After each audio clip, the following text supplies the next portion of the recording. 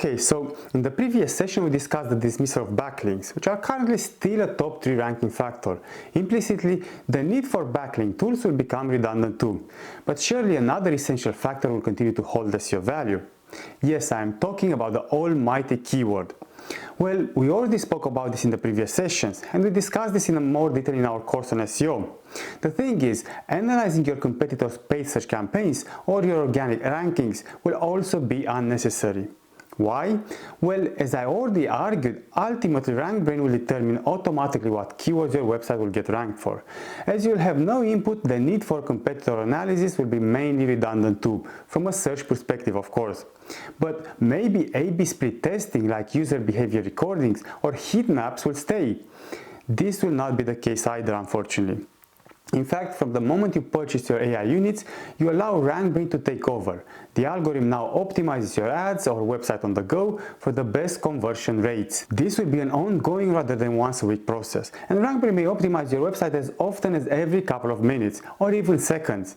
We already talked about the impact of big data on helping algorithms to know you better than your colleagues, friends and relatives know us. And even better than we know ourselves actually.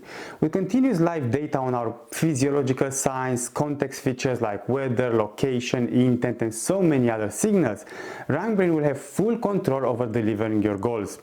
In brief, you will have no access to managing your campaigns, whether SEO or paid, hence no need for A/B split test tools, heat maps and similar conversion optimization tools. You will now think, whoa, you are taking things a bit too far, mate. But once again, let's play the devil's advocate. Let's assume that Google will in fact allow webmasters to run A/B split tests and stuff like this without purchasing AI units.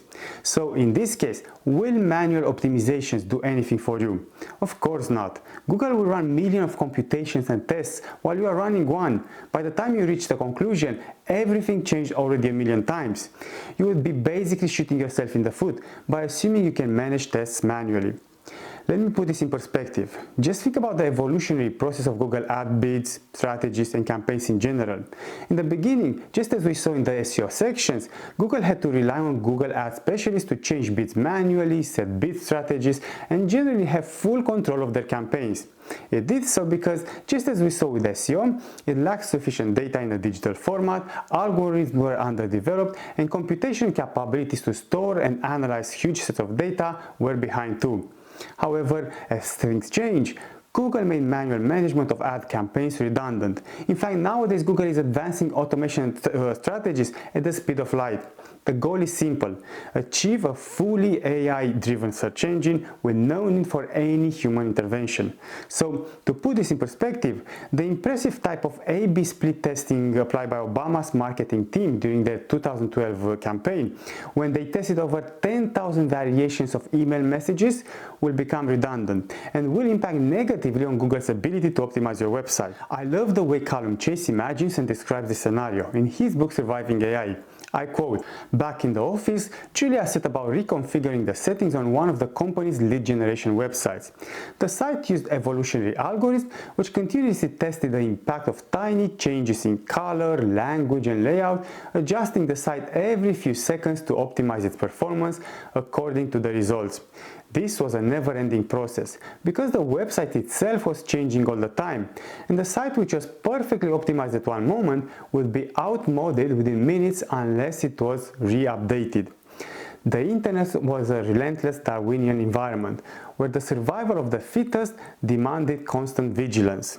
That is the perfect description of Google achieving its AI goal, as described by Larry Page so long ago.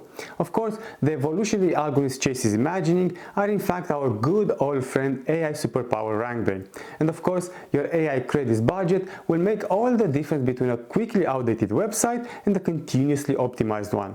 For example, if you want Google's Gen AI algorithms to continue to generate deeply personalized images for your ads or web pages based on each user's personal digital profile, well, keep that AI units coming.